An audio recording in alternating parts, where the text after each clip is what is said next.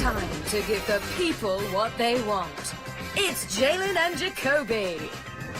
He is Jalen Rose. What up, Del? I'm David Jacoby. And on the cool check-in. Together, we are Jalen Jacoby on ESPN2. What do? We get the people what they want. Jalen, you always say that you will not tolerate any LeVar Ball slander on this program. But he keeps doing more and more insane things. Seems like it was just a week ago he was saying that the Los Angeles Lakers coaches were soft and that he should replace them. And then he has now pulled his son, LiAngelo Ball, from the UCLA program. LiAngelo is still suspended due to his involvement in an incident in China where they were accused of shoplifting. Jalen, what is your boy LeVar Ball doing? There still will be no LeVar slander. Yes, there will. Yes, there will. My adoption papers haven't gotten completed just yet. Okay. Before I become a member of the Ball family. In all honesty, here's the thing. His son that was registered to go to UCLA, LiAngelo, was not an NBA prospect to begin with. Okay. I don't think if his older brother wasn't who he was and his younger brother wasn't the prospect he is, he would have gotten that opportunity to play at UCLA anyway. So for me, I would have thought the end game would have been, oh, you get to go to UCLA and play on the basketball team for 4 years? Oh, man, for scholarship, that's a win. I would have taken that, especially when he put himself in a position in China. We all know about it. When you come back, they're going to discipline you. Yes. You're going to miss some basketball games. It's not going to be like, oh, just get out there and practice and play. Life doesn't work like that. So it's a head-scratching decision. It's one I'm surprised by, definitely one I would not make. It's a terrific opportunity to be a collegiate, scholarship athlete. Not too many people walking the face of the earth can say that. He had that opportunity and gave it back. Well, you are correct. I mean, LiAngelo Ball, we always called the quote-unquote the possible because he certainly didn't seem like he was going to be an NBA basketball player or even an NBA prospect. But there are also implications on LaMelo Ball, who is the third of the Ball brothers. LaMelo Ball is now also supposedly going to look at overseas opportunities in lieu of college, if the rule is still in place. Jalen, you can't support this decision and the implications it has on LaMelo, who is an NBA prospect. Well, there have been players that didn't play collegiate basketball, whether the rule stated that you could come straight out of high school or those that went and played overseas that have still come into the NBA and have success. In this case, I think it's going to be a lot tougher because of the scrutiny that he's going to face. The information is already out there about how they're making it basketball or bust for these two young people's lives. And as a founder of a school, as a former player, that's always a tricky proposition when you say, we're going to gauge the success on your life on whether you can play high-level basketball and be paid or not. Because there are not many people that are able to pick up a check because they're able to shoot a basketball. So it's going to be interesting to see how it plays out for him as a young prospect. It is not something I would do in this climate, but I must say this. When you look at some of your favorite international players in the league, like Antetokounmpo, like Porzingis, remember, no prospects aren't required to go to college. Jalen. Only American-born prospects are. So, Jalen, let's just look at the three brothers and where they are and where LeVar Ball is with their coaches. He called the Lakers coaches soft and suggested that he should replace them. And then there's the UCLA program, which he is now at odds with to the point where he has pulled his son from the program. And then there's Chino Hills, where LaMelo plays. He's gotten 2 coaches fired from there. Are we still saying that we have this policy where there's no LeVar Ball slander? I got to get adopted first. Okay. You're not getting me kicked out of the family. One thing I know about you, Jalen, is you're not good at finishing paperwork. You know? One thing I know about you is paperwork and you just don't really go together. Something tells me you won't be in the Ball family for quite some time at this point. Moving on. The Warriors came from behind to beat the Pelicans and Anthony Davis-less Pelicans. And at the end of the game, there was this incident between DeMarcus Cousins and Kevin Durant. There's a little push there. And then Durant sort of, stays around him. And now Durant's acting like he wants to fight. Might have to sneeze. Hold me back. It was certainly a hold me back moment in which Kevin Durant kind of seemed to be the aggressor against Boogie. Then there's this information. In the first 810 basketball contests of Kevin Durant's NBA career, he was ejected only twice. In the last 18 games, he has been ejected thrice. Jalen, what is going on with KD and why is he getting ejected all the time? To whom much is given, much is required. And what I'm seeing not only from KD, but also from the Golden State Warriors, multiple players getting technical fouls, getting ejected. The elite level expectations are not allowing them to actually enjoy the fun of playing basketball anymore. Oh.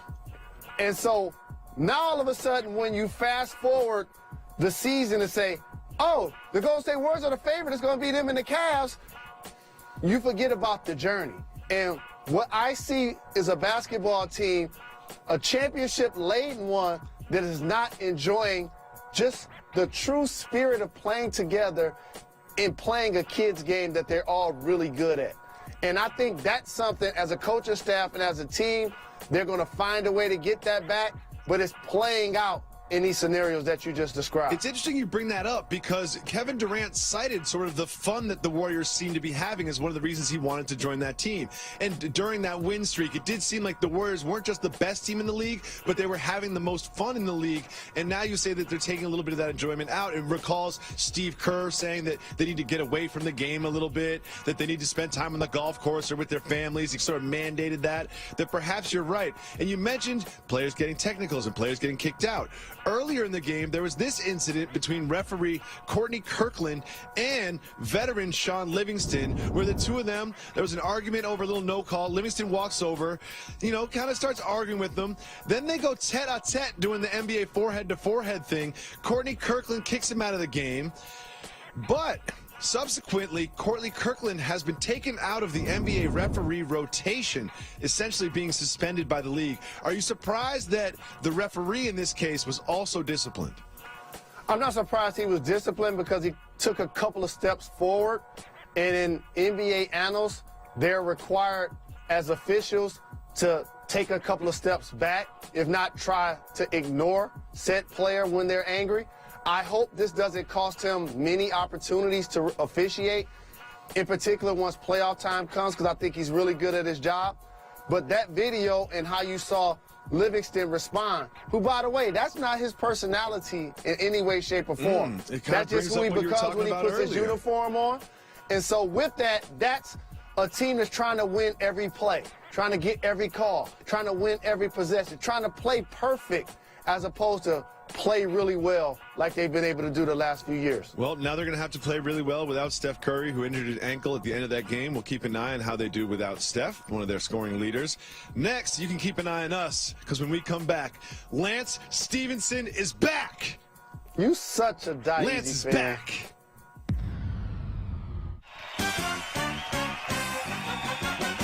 Name a word that people use to avoid swearing. Mother scruncher. Yes. I've never, ever in my life, ever heard the term mother scruncher, ever before. Name a word that people use to avoid swearing. What about anus?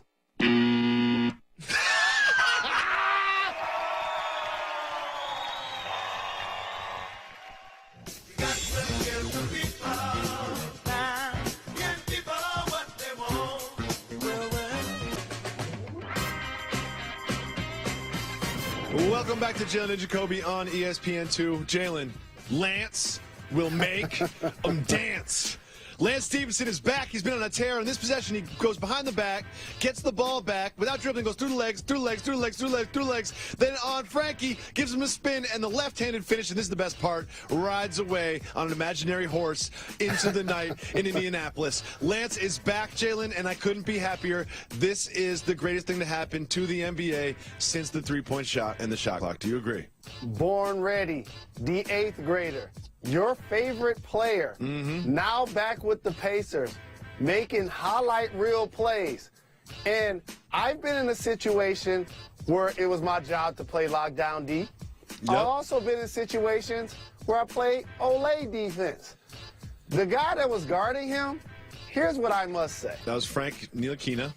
When a gentleman is taking the ball between his legs For the without fourth time. dribbling, there's no reason to jump around. That's fair. So That was Jalen, the first thing that so let me stood ask out you to serious. me. Let me ask you a serious question, though. Who do you think will finish second to Lance in the MVP voting this year? I would say Boban of the Pistons. Boban, unless Mitch McGarry gets picked up by a team. So before that the you voting and is Michelle closed. Beadle can be happy. I love Boban and I love Beadle. God, we should have a new show, Jacoby, Boban, and Beadle. I'll pitch that right after this. All right. After playing without any agent or representation since DeAndre Jordan fired Dan Fagan back in 2015, something has changed. He has now brought on board mega agent Jeff Schwartz of Excel Sports Management. Schwartz has a lot of different clients around the NBA, about 40. He also represents Blake Griffin, DeAndre's teammates, C.J. McCollum, LaMarcus Aldridge, Kevin Love, Hassan Whiteside, and others. There have been trade rumors about DeAndre Jordan in the wake of the Blake Griffin injury and the Clippers' failings. What does all this mean, Jalen Rose, for the future of DeAndre Jordan? The future of DeAndre Jordan can tilt the way we look at the NBA right now. Ooh. When you talk about top 15, 20 players in the game, he won't be listed, but he does something valuable. I always talk about skill bigs, dribble, pass, shoot threes, play on the post, and will bigs, run, jump, dunk, and block shots. Yep. Catch lobs. He's probably the best at that. So for a player that's going to rebound well, that's going to block shots, and is really athletic, just put him on a couple of teams mentally that I throw out there for you. All right. I'm going to put him there. He's from Texas, so put him on the Rockets. Ooh, like a Capella replacement? Nene's getting a little old? Okay. How about, go, Spurs, go. Oh, that'd be interesting. Something tells me that Pop would know what to do with him. And then we flip it to the East, my brother. To the East. To the East. Okay. How about the Cleveland Cavaliers? Ooh, I like that. Replacing Tristan Thompson, eating up some of those minutes, getting completely eaten up by the Warriors when they get him on pick and roll switches. So, again, for DeAndre Jordan, there are going to be other teams just trying to unload current contracts that they have on their roster that they probably signed within the last couple of years. So there's going to be a major market out there for him. And I didn't mention the Dallas Mavs, who he actually agreed to go play with Oh, that's right. previously, and then he reneged at the last minute. Can I do the rest of the show massaging my temples? That feels good. I need to do that to myself more often. This does feel good. It really does feel good. It relieves a lot of stress and pressure. It does. You know what else relieves a lot of stress and pressure? Winning 12 games in a row. Remember when we were all worried about the Cleveland Cavaliers? Well, they're on a 12-game win streak after beating the Bulls. And, of course, they're always powered by LeBron James. But now we have Kevin Love. I got nothing but love for you, In the last baby. 4 games, Kevin Love has been averaging just under 27 points, shooting over 50% from 3 in the last 4 games. Kevin Love is often overlooked on other programs as one of the key cogs in the Cavs wheel. What about Kevin Love has sort of been unlocked in the last 4 or 5 games? One of the least reported things about the Cleveland Cavaliers is Kevin Love is playing all NBA caliber basketball. And the thing that has gotten unlocked is that he can go to the post and take advantage in small ball lineups, in particular when he's at the 5. But he's become a true knockdown three-point shooter. He's always rebounded well. He always put up big numbers when he was in Minnesota. But when he came to the Cleveland Cavaliers, remember, he was number 3 behind LeBron and Kyrie. Yep. Exit Kyrie, no Isaiah Thomas. Now he's number 2, and he's putting up big-time numbers, and I'm happy to see him perform at this level because a lot of people forgot how good he was at the game of basketball. Absolutely, and I think that Kevin Love getting him going is very important for the Cavs. And you can see during big games in the finals, they'll try to get him some touches early, try to get his confidence up, let him hit some shots. And it seems like LeBron makes a concerted effort to involve him. But at this point, it just seems like he is the second offensive option. And like you said, he can post up when he's got a small big on him. He can take a big outside. And he had a tough stretch in the season when he had to cover some bigs. Hassan Whiteside, he had to cover, and then Embiid, he had to go cover. But when he has smaller centers to go up against, he kind of eats them up, and I think that he will continue to do so throughout the regular season. Keep an eye on not just LeBron James in a Cav uniform, but also Kevin Love. Coming up next, Jalen Rose. I'm about to admit something on television during the next segment that I really should not. I'm going to do it anyway. Did you fart it in the studio? No, Jalen.